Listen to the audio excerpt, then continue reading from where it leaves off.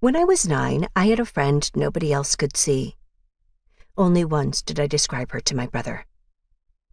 She looks like a girl from those books Mom buys me in Koreatown, with English on one page and Korean on the other.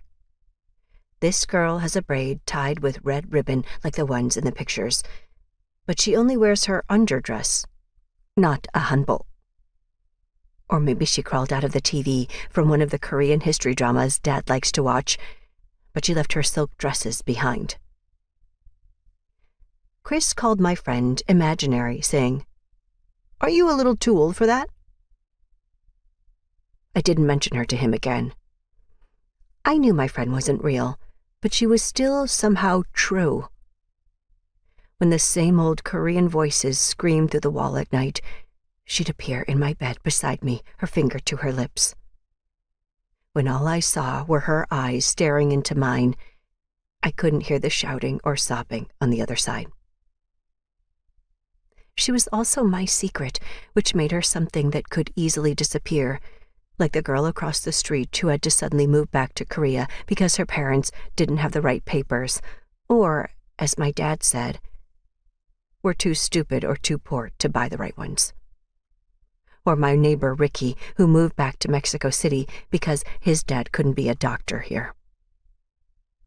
My secret friend came and went as she pleased, but she was there when I needed her, so I didn't ask many questions.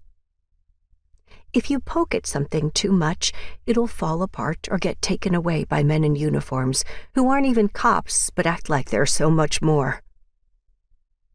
Not that anyone could grab my friend to drag her away, because even I couldn't touch her, and the only part of her that touched me was the ribbon. No bow, just a square knot and 2 long strips of red. How Korean girls wore their hair in olden times. My mom often complained about my own wild, bushy hair, which no elastic could subdue. Having an aging beauty for a mother, especially one who still admired herself in photos in mirrors, was plenty annoying since I resembled my father more. Why bother trying to emulate her when even my hair defied her ladylike expectations? That's why I both envied and pitied my friend's glossy smooth hair, so lovely and compliant, with nary a single strand escaping its thick black rope, braided tight and rigid down her back.